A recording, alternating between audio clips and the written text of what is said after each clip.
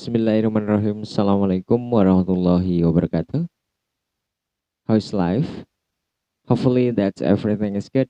Welcome to my teaching actually with me, Mr. Dimas, in English subject exactly. And especially for today, we're going to discuss about English subject course 1. We are discussing about our classes or part of speech. And we will focus to discuss about noun and also pronoun.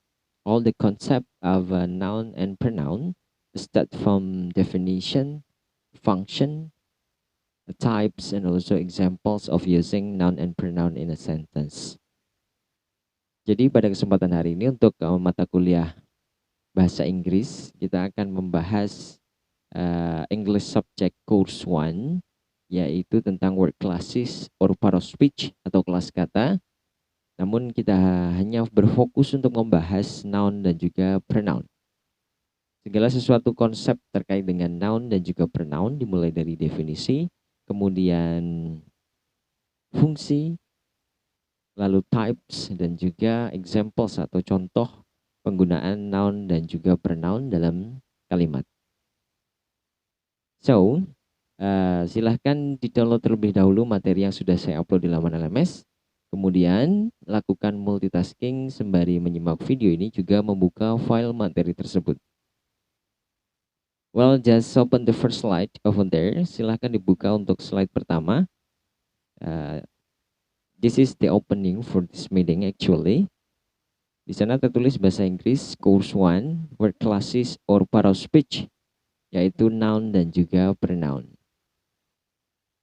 There is also a special quote for you all for this meeting. Ada quote spesial dari saya di sana yang tertulis, give me 6 hours to cut down a tree and I will spend the first 4 sharpening the edge. Jadi di sana tertulis, give me 6 hours to chop down a tree and I will spend the first 4 sharpening the axe. Ya. Saya kutip dari Abraham Lincoln yang artinya adalah berikan saya 6 jam untuk menebang sebuah pohon dan saya akan menggunakan 4 jam pertama untuk mempertajam kapak saya di sana. It's mean that makna dari quote ini adalah a best preparation will give you the best result also. Jadi persiapan yang baik, persiapan yang matang dalam menghadapi segala sesuatu atau mengeksekusi segala sesuatu itu akan memberikan kita hasil yang maksimal. Seperti halnya misalkan kita memiliki kewajiban atau target tertentu atau tugas misalkan. Jadi dalam proses untuk mengeksekusinya, gunakan atau terapkan persiapan yang matang sehingga akan mudah dalam mengeksekusi. Itu yang pertama, dan kemudian yang kedua, hasil yang didapat akan maksimal. Dan juga tentang proses belajar Anda di kampus ini, karena sekarang tugas Anda adalah masa persiapan untuk menghadapi kehidupan yang sebenarnya in the future leaders. Jadi pergunakanlah kesempatan yang diberikan saat ini. Jadi sebagai mahasiswa, tugas Anda adalah belajar dengan maksimal, mempertajam skill Anda, skill bahasa Inggris maupun skill pengajaran bahasa Inggris seperti itu ya. Sehingga nantinya ketika Anda ingin mengeksekusi masa depan Anda di masa mendatang setelah lulus dari Yayan Metro, hasil maksimal akan menghampiri Anda. That's all actually the quotes for today. Carry on to discuss our materials related to noun and also pronoun. Let's check it out. Well, let's carry on to discuss about our materials today related to word classes or part of speech, noun and also pronoun. Silakan dibuka untuk slide selanjutnya, slide kedua di sana. Just open the second slide. Untuk slide kedua, kita akan membahas terlebih dahulu definisi secara umum dari word classes atau part of speech itu sendiri. Silahkan dilihat pada slide sudah saya tulis di sana. Word classes or part of speech is the classification of words based on their role and function in the sentence structure of language. Saya juga tempatkan makna dari definisi bahasa Inggris di atasnya.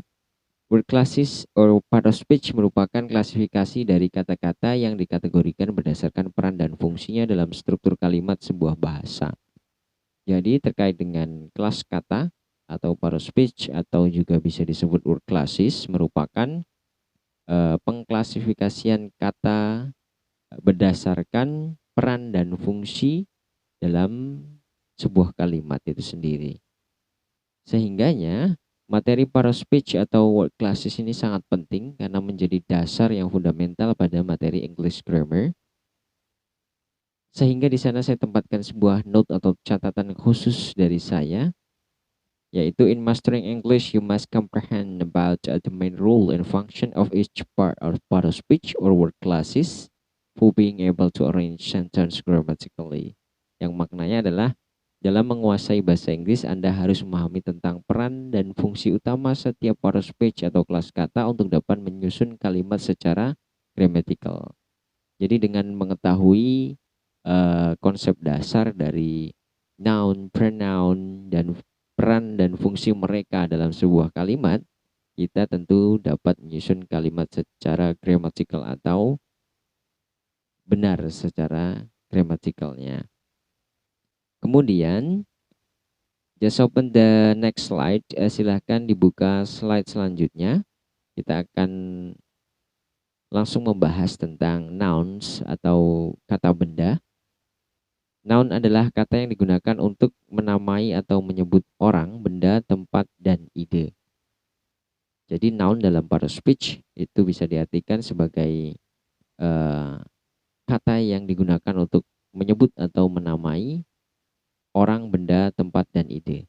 Namun saya berikan kesimpulan definisi yang sederhana dan mudah di sana. Dapat disimpulkan secara sederhana bahwa segala sesuatu yang diciptakan Tuhan dan manusia adalah noun. Kucing itu ciptaan Tuhan atau Allah Subhanahu wa taala ya. It belongs to noun. Ini masuk kepada noun. Kemudian meja ini ciptaan manusia juga masuk ke dalam noun. Itu kesimpulan sederhana dari saya ya. Kemudian lanjut kepada the function of noun, fungsi noun dalam sebuah kalimat itu seperti apa?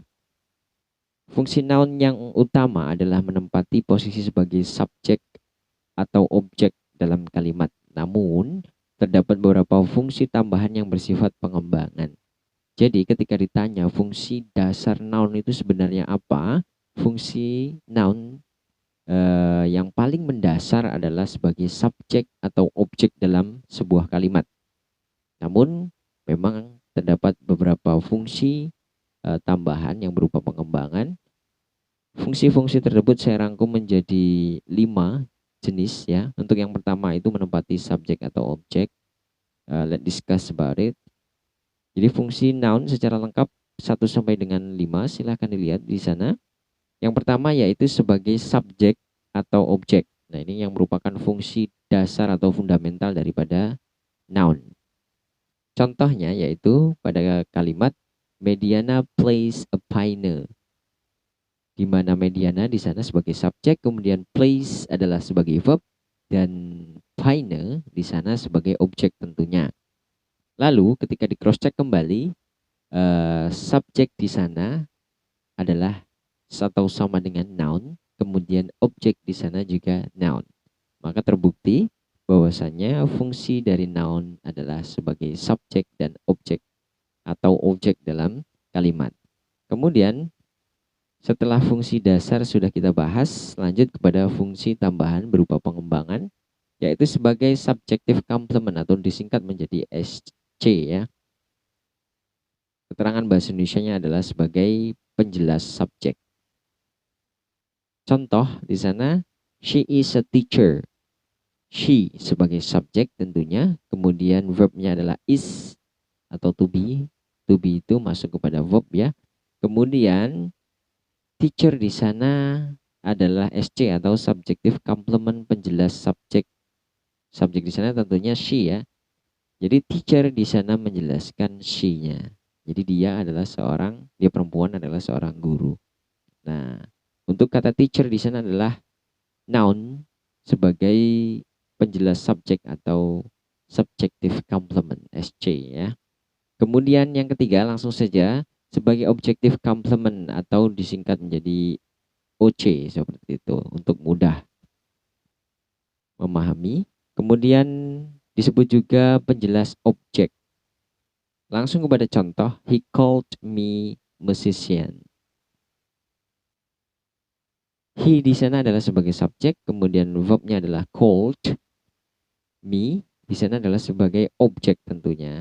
Lalu musician, musisi ya, yang artinya dia memanggilku musisi seperti itu.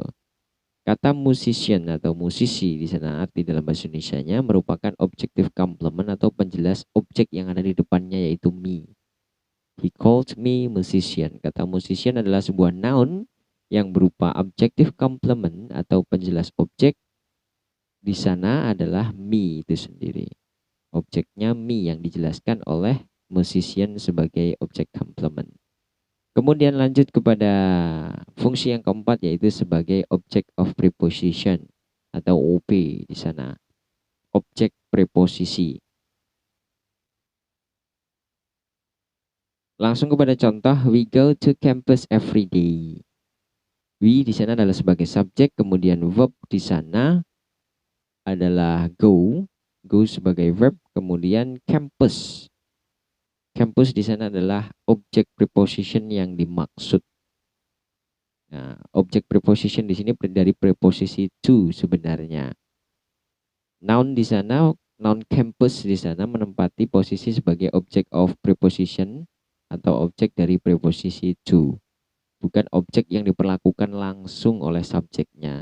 Ketika kita mengangkat sebuah contoh misalkan she plays piano, dia perempuan memainkan sebuah piano, itu objek langsung yang mendapat perlakuan dari she, dari pelakunya. Tetapi kalau di sini campus itu objek preposition dari kata to, pergi ke kampus. Jadi bukan objek yang mendapatkan perlakuan langsung dari sebuah subjek. Begitu ya.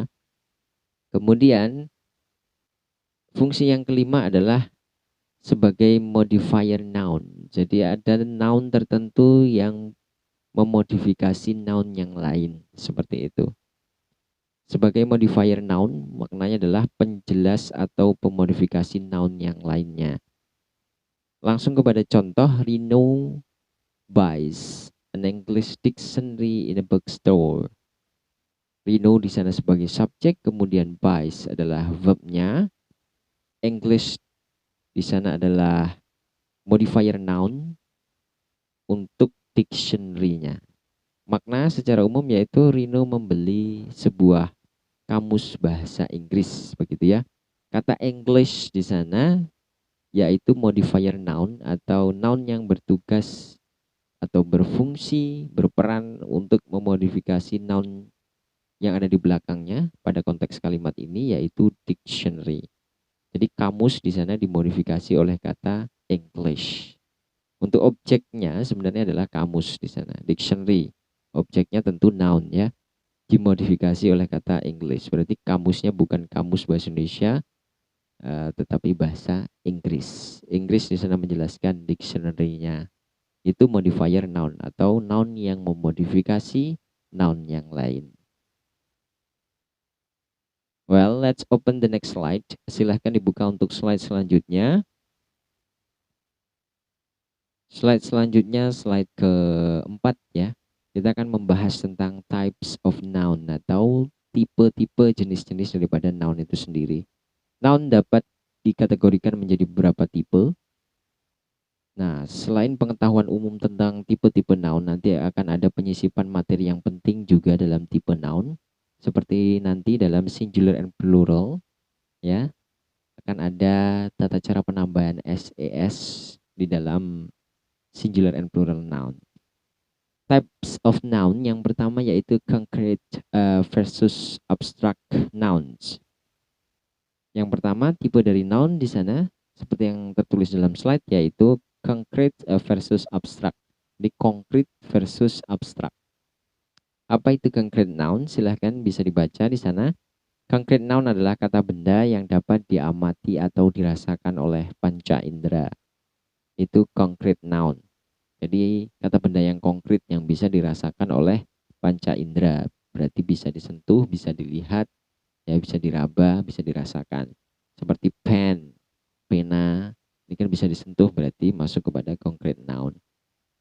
Kemudian contohnya di sana ada book, buku, pen, yaitu pena, kemudian bag, tas, eraser, penghapus, dan lain sebagainya. Kemudian abstract noun. Abstract noun ini adalah kata benda yang tidak dapat diamati atau dirasakan oleh panca indera. Seperti contohnya love. Love itu tidak dapat disentuh oleh panca indera ya. Bisa dirasakan dengan hati, ya memang. Tapi hati tidak masuk dalam panca indera ya. Panca indera itu mata, telinga, tangan, hidung, mulut gitu ya. Freedom, kebebasan. Kemudian juga motivation, itu masuk kepada abstract noun. Kemudian tipe noun yang kedua yaitu common versus proper noun. Jadi pembagian noun yang kedua, tipe dari noun yang kedua yaitu common versus proper nouns. Untuk common noun merupakan kata benda umum atau noun yang umum sehingga penulisannya tidak diawali dengan huruf kapital jika berada di tengah atau di akhir kalimat. Ini noun secara general, secara umum ya, tentu banyak sekali contohnya. Contoh person, orang, city, kota, country, negara, house, rumah, restoran, kemudian park, taman, phone, HP ya. Nah, itu banyak sekali tentunya. Pokoknya selain proper noun berarti common noun seperti itu. Selanjutnya, proper noun. Proper noun merupakan kata benda yang spesifik merujuk kepada bentuk nama suatu hal, orang, benda, tempat, bulan, hari, dan lain sebagainya. Sehingga penulisannya diawali dengan huruf kapital. Ini hampir sama dengan aturan bahasa Indonesia ya. IGD ya, penulisan kapital itu biasanya diperuntukkan untuk orang, benda, tempat, bulan, hari, dan lain sebagainya. Jadi proper noun ini intinya adalah noun yang khusus yang sehingga penulisannya itu diatur wajib diawali dengan huruf kapital untuk huruf pertama dari kata tersebut. Seperti nama orang Dimas di sana, D-nya harus kapital meskipun itu pada tengah kalimat seperti itu ya. Kemudian Semarang nama kota, Dimas tadi nama orang, kemudian Indonesia itu nama tempat juga maksudnya, nama negara, Juli itu nama bulan ya, Bernan Steakhouse, Greenwich Park itu nama tempat. Itu contoh dari proper noun. Well, let's open the next slide. Silahkan dibuka untuk slide kelima di sana. We discuss about singular versus plural nouns. Kita akan membahas tentang noun tunggal dan juga noun jamak atau disebut juga singular versus plural nouns di sana. Singular noun atau noun tunggal yaitu kata benda yang jumlahnya hanya satu. Karena tunggal berarti jumlahnya hanya satu. Seperti pen. Ini adalah tunggal karena jumlahnya hanya satu. Lalu plural noun atau disebut juga noun jamak yaitu kata benda yang jumlahnya lebih dari satu dan dapat dihitung. Lebih dari satu dan dapat dihitung berarti bisa 2, 3, 4 dan seterusnya.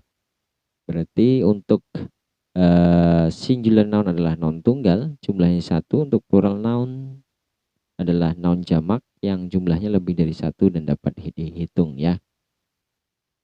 Kemudian terkait dengan pembahasan singular versus plural noun, saya tempatkan tabel khusus di sana, yaitu examples and rule in writing singular versus plural noun. Yaitu contoh dan juga aturan dari penulisan noun tunggal dan noun jamak. Untuk noun tunggal yang pertama di tabel sebelah kiri di sana tidak ada perbedaan tabel ya. Singular noun di bawahnya untuk tabel sebelah kiri. Contoh dari singular noun, secara umum penulisan dari singular noun itu tidak ditambahkan akhiran ses maupun yes dalam kalimat ya penulisannya. Seperti contoh chair, table, whiteboard, ruler, box, body, dan lain sebagainya. Chair, kursi, table, meja, whiteboard, papan tulis, ruler, box, and body. Seperti itu. Kemudian, untuk regular plural nouns, tabel yang di kanan sebelahnya, yang dimaksud dari regular plural nouns di sana, kita lihat terlebih dahulu. Plural nouns di sana dibagi menjadi dua jenis. Ada dua tabel di sana, atas bawah. Regular plural nouns dan irregular plural nouns. Berarti ada dua tata cara penulisan dan kategori dari noun jamak ya. Untuk noun jamak yang pertama, plural nouns yang pertama disebut regular plural nouns atau noun jamak yang penulisannya itu beraturan. Beraturan dalam arti tinggal tambahkan saja ses atau yes. Atau sering disebut juga penambahan ses seperti itu ya. Tetapi mungkin lebih lengkap jika dikatakan ses maupun yes. Gitu. Kita lihat untuk regular plural nouns atau noun jamak yang penulisannya secara umum atau secara beraturan, yaitu chair contohnya ketika jamak jumlahnya lebih daripada 1, 2, 3, 4, misalkan 4 chairs seperti itu, ditambahkan s saja. Ketika noun itu jamak atau jumlahnya lebih daripada 1, itu ditambahkan s saja, penulisannya secara umum ya, atau yang regular atau yang beraturan seperti itu. Chairs, tables, whiteboards, rulers, boxes, rulers, kemudian boxes, bodies, dan lain sebagainya. Ada yang ditambahkan es mister di sana, boxes itu ya. Es kemudian ada bodies itu ditambahkan yes. Terkait dengan aturan itu bisa nanti kita bahas di luar dari video ini untuk mempersingkat waktu. Kemudian irregular plural nouns, kategori plural nouns atau noun jamak yang kedua yaitu tidak ditambahkan ses maupun yes. Apa maksudnya? Jadi kita bahas lebih dalam lagi. Jikalau tabel yang pertama itu membandingkan antara singular nouns yang umum ya, yang regular maksudnya, dan juga plural nouns yang regular. Untuk singular nouns yang pertama, penulisannya tidak ditambahkan akhiran ses yes tentunya. Untuk regular plural nouns atau plural noun yang beraturan atau yang umum, di sana hanya perlu ditambahkan s atau es atau yes saja di belakangnya. Akhiran berarti ya. Itu yang secara umum. Namun dalam bahasa Inggris itu ternyata ada beberapa singular nouns atau noun tunggal yang ketika dijamakkan itu tidak boleh ditambahkan ses yes. Itu masuk kepada irregular plural noun atau noun jamak yang irregular yang tidak beraturan. Kenapa? Karena memang sudah punya bentuk jamak dari sananya. Jadi tidak perlu lagi diterapkan aturan penambahan akhiran ses maupun yes tadi. Jadi ini adalah tabel yang di bawah perbandingan antara singular noun dan juga irregular plural nouns. Di sana adalah kategori noun yang ketika jamak tidak bisa ditambahkan ses maupun yes karena sudah mempunyai bentuk jamak dari sananya. Itu ya penjelasan lengkapnya. Penulisannya tidak ditambahkan akhiran ses yes dikarenakan sudah memiliki bentuk jamak tersendiri. Itu catatan saya. Child contohnya. Itu tidak bisa ketika jamak di plural nounsnya childs ditambahkan s seperti itu. Itu salah. Karena child itu sudah mempunyai bentuk jamak dari sananya yaitu children. Itu sudah aturan baku. Kemudian food Kalau child tadi anak ya. Foot itu kaki ya. Sudah punya bentuk jamak dari sananya, yaitu feet. Jadi tidak boleh menulis foot ketika jamak itu foots tambahi s, begitu tidak boleh. Kemudian mouse, tikus. Nah, itu bentuk jamaknya adalah mice. Mice ya tulisannya. Kemudian tooth, gigi, bentuk jamaknya adalah teeth. Tidak boleh ditambahkan ses karena sudah punya bentuk jamak. Ini wajib dihafal memang.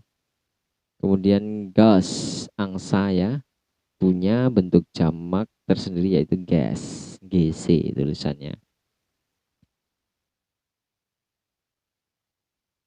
Itu tadi penjelasan tentang singular versus plural nouns. Kemudian lanjut kepada slide selanjutnya. Untuk slide selanjutnya yaitu tentang countable versus uncountable nouns. Jadi ada kategori lagi pengelompokan noun berdasarkan countable dan juga uncountable nouns. Apa itu countable nouns? Countable noun adalah kata benda yang dikategorikan dapat dihitung. Jadi countable noun, saya ulangi, adalah kata benda yang dikategorikan dapat dihitung jumlahnya. Seperti itu. Sehingga ada beberapa aturan yaitu dapat diikuti oleh hitungan 1, 2, 3, 4, dan sebagainya. Contoh noun countable yang dapat dihitung adalah pen, nah kembali ya, atau book. Ganti contoh book. Book itu masuk kepada countable noun atau kata benda yang bisa dihitung. Book, buku ya, book. Oleh karena itu dapat diikuti oleh hitungan. Misalkan saya punya 3 buku, berarti I have 3 books. Karena tunggal, karena jamak maksud saya ditambahkan s, 3 jamak 3 books. Ada s-nya ya. Dapat diikuti 3, 4, 5 dan sebagainya. Karena dapat dihitung. Kemudian dapat diikuti artikel an dalam bentuk tunggalnya. Dalam bahasa Inggris biasanya kita sering menyebut atau an yang artinya adalah sebuah ya. Ketika tunggal jumlahnya 1, a pen berarti sebuah pena ya. Dalam tunggalnya bisa diikuti atau an, menerangkan sebuah di sana karena memang tunggal. Sebuah pena, I have a pen berarti saya memiliki sebuah pena.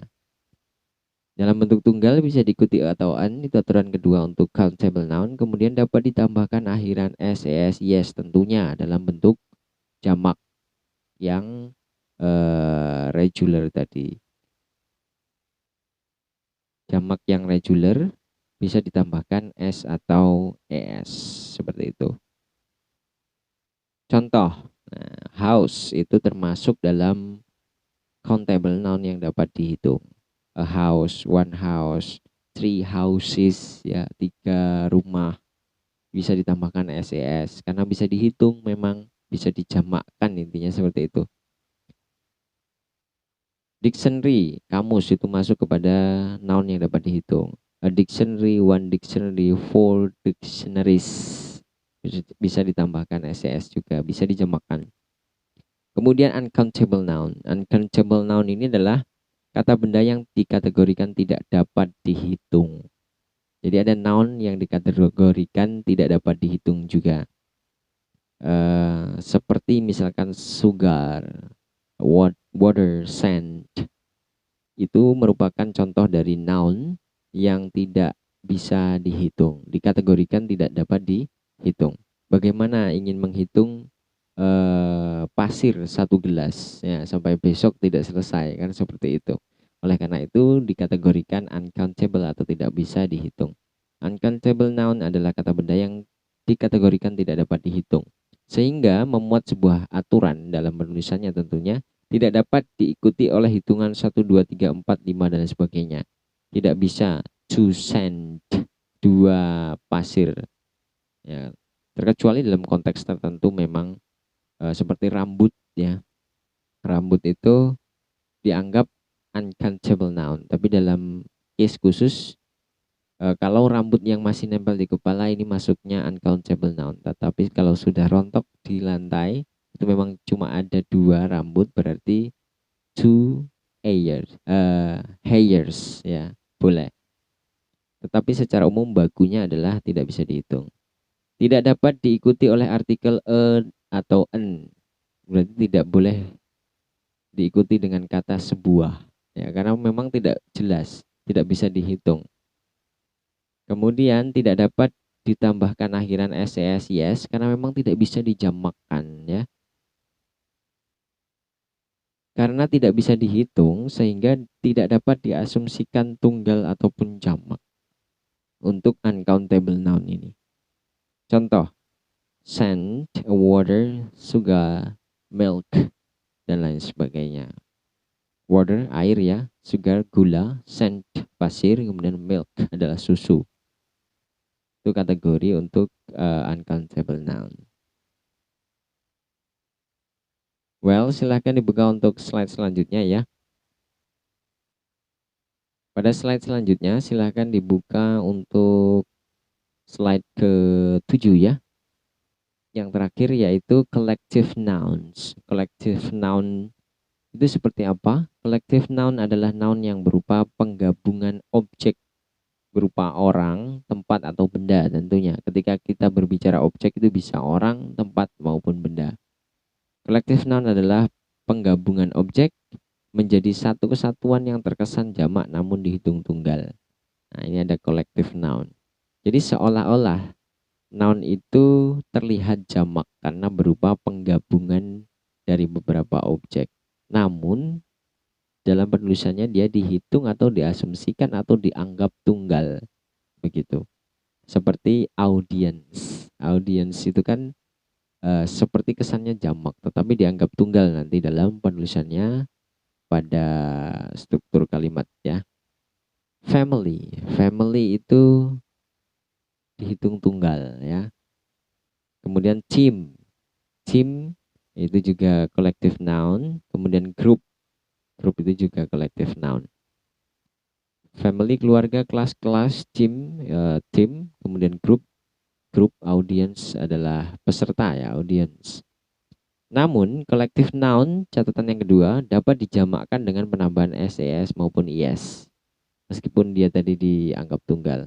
Jadi dia digrup-grupkan seperti itu.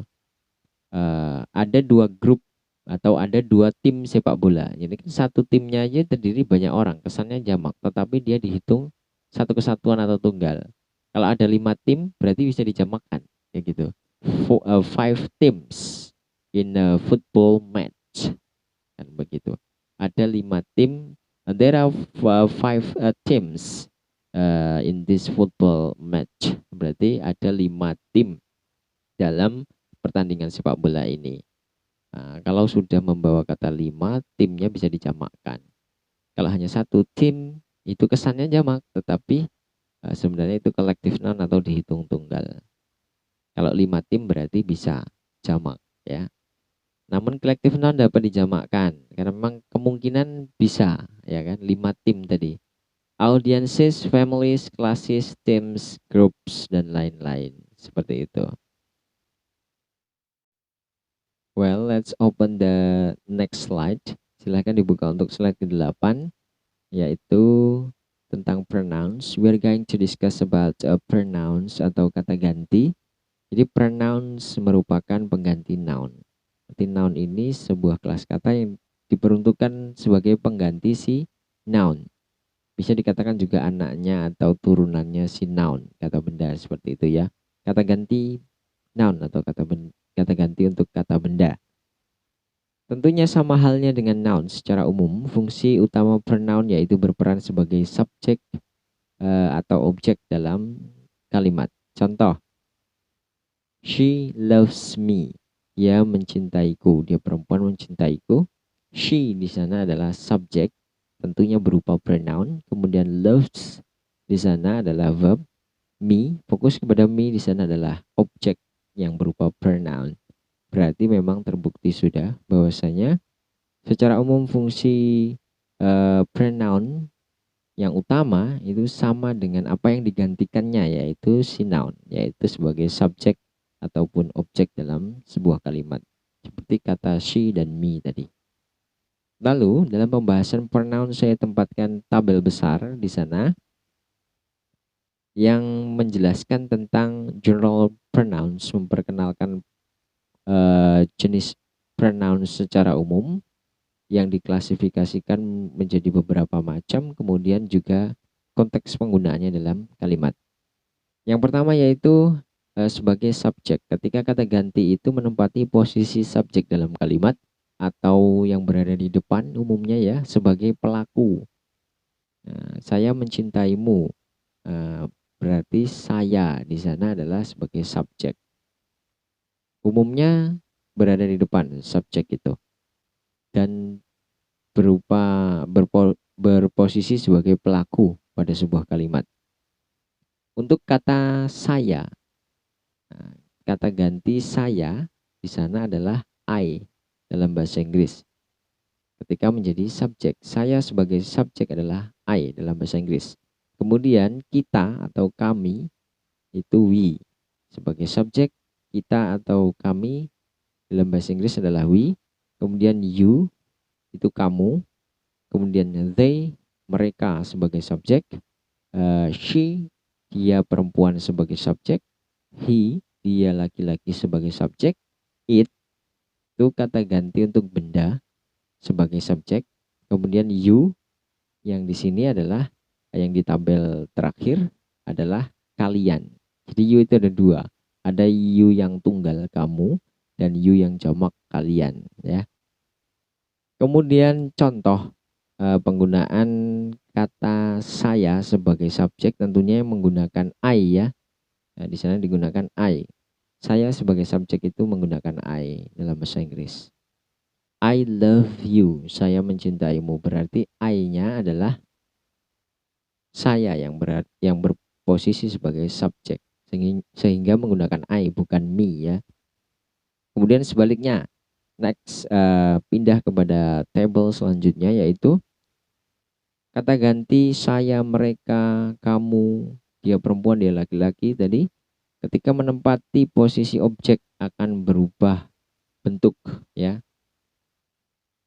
I atau saya ketika menjadi objek, objek berarti sesuatu yang diperlakukan, tempatnya di belakang. Begitu ya. I saya itu akan menjadi me ketika tempatnya sebagai objek atau berada di belakang kalimat atau sesuatu yang diperlakukan. Contoh, he loves me.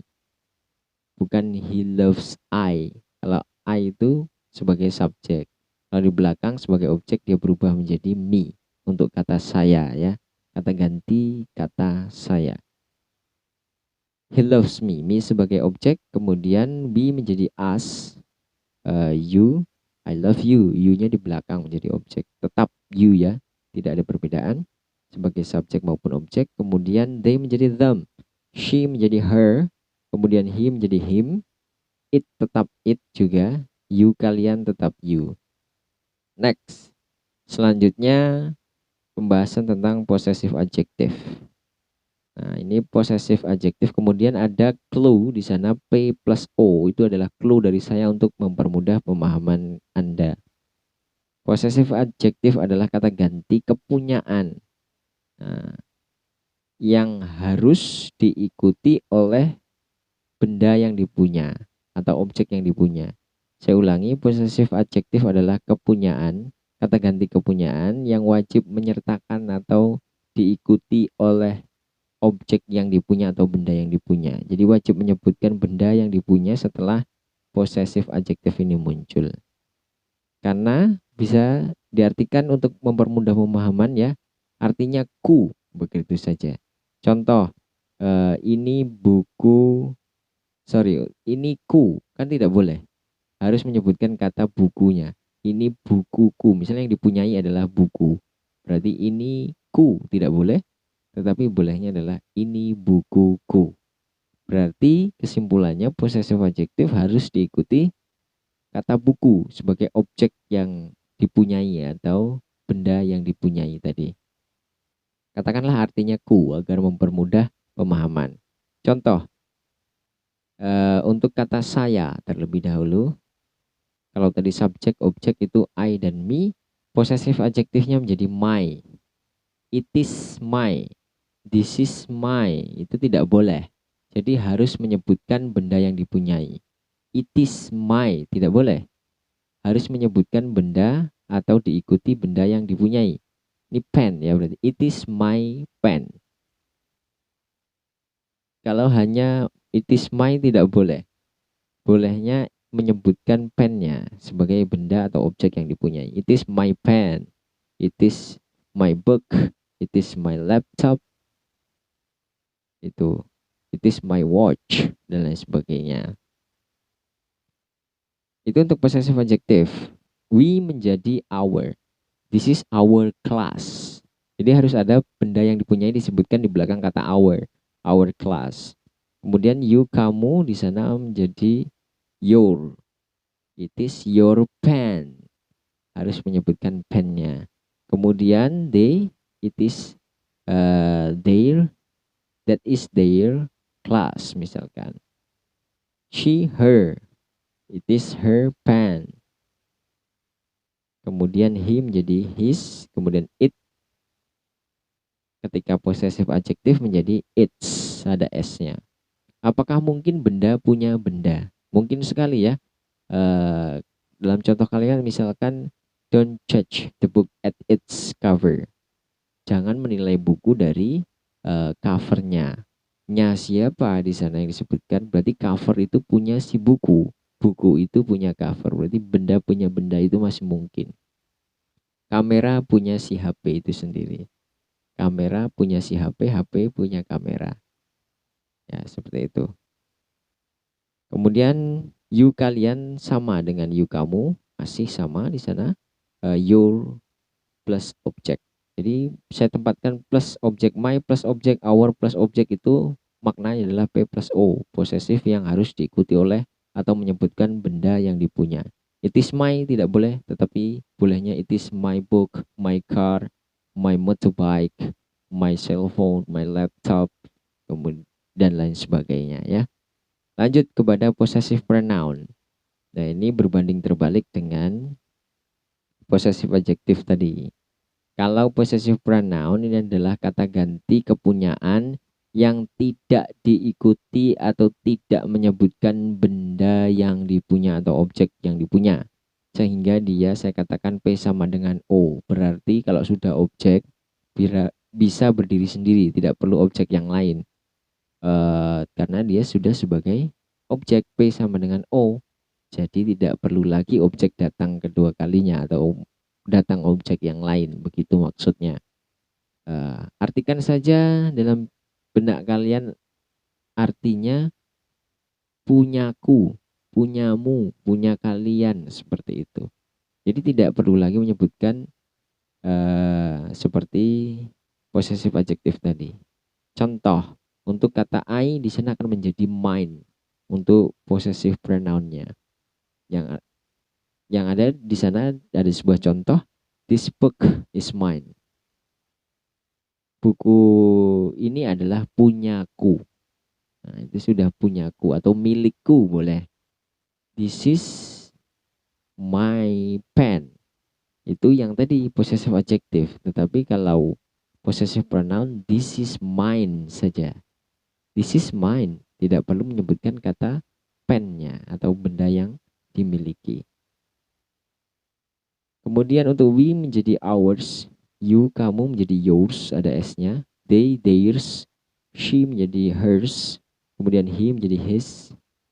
Kemudian it tidak ada. Kemudian you, kalian masih sama yaitu yours. Itu ya possessive pronoun. Kepunyaan yang tidak perlu diikuti dengan objek yang dipunya. Seperti contohnya tadi, this is mine. Tidak perlu menyebutkan kata pennya.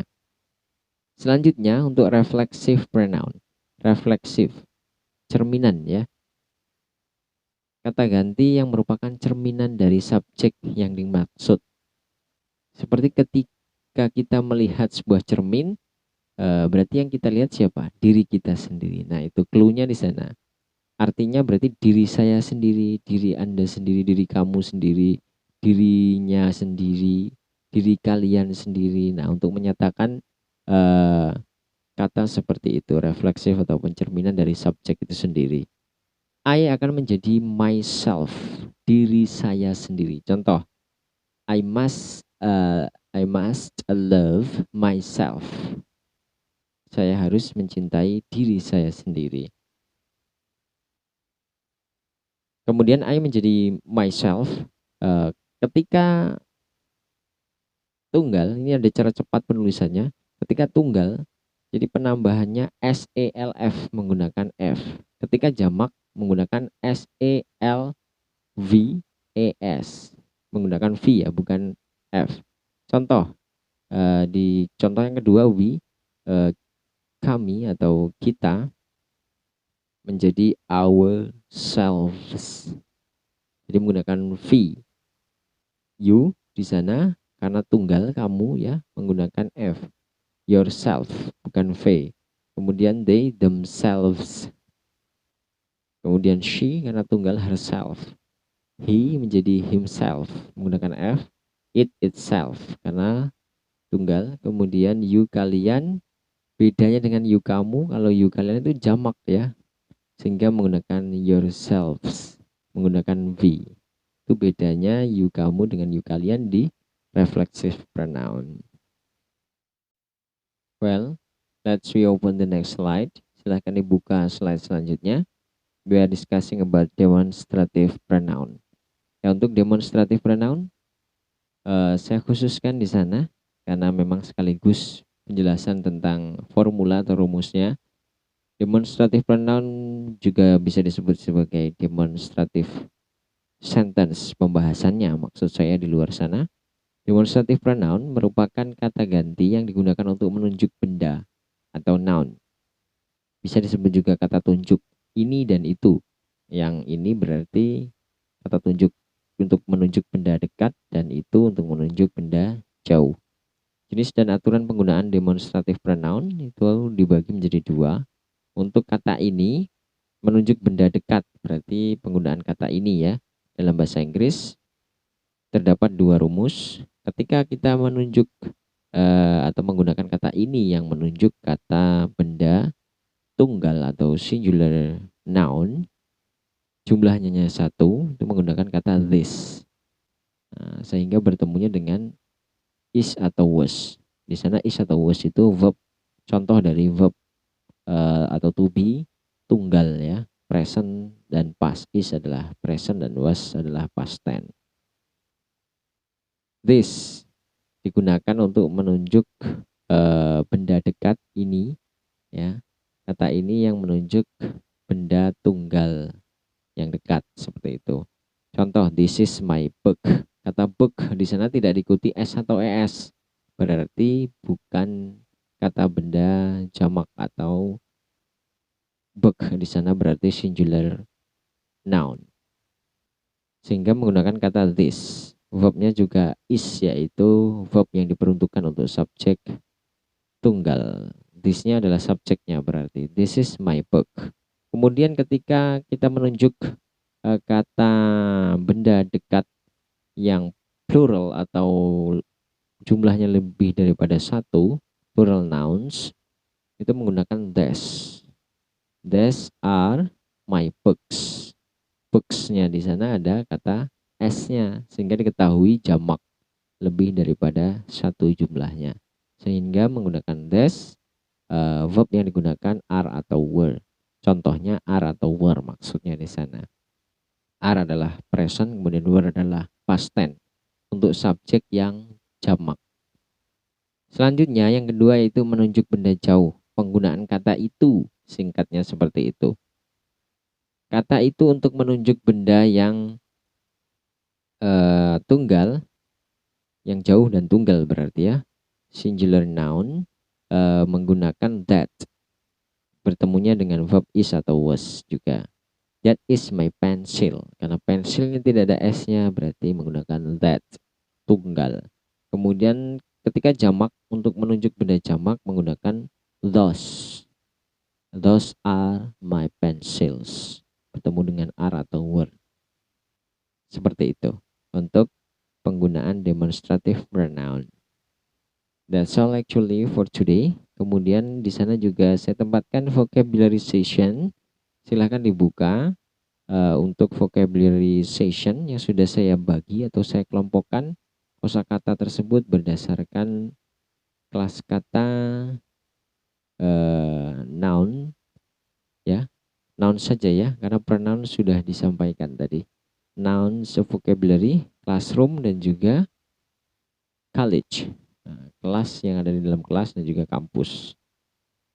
Ini untuk menambah perbendaharaan kosakata kalian dalam bahasa Inggris. Silahkan dibaca dan juga dihafalkan ya, untuk menambah vocabulary kalian atau kosakata kalian dalam bahasa Inggris. That's all actually for today. Thank you for your great and nice attention. The last say, wassalamualaikum warahmatullahi wabarakatuh.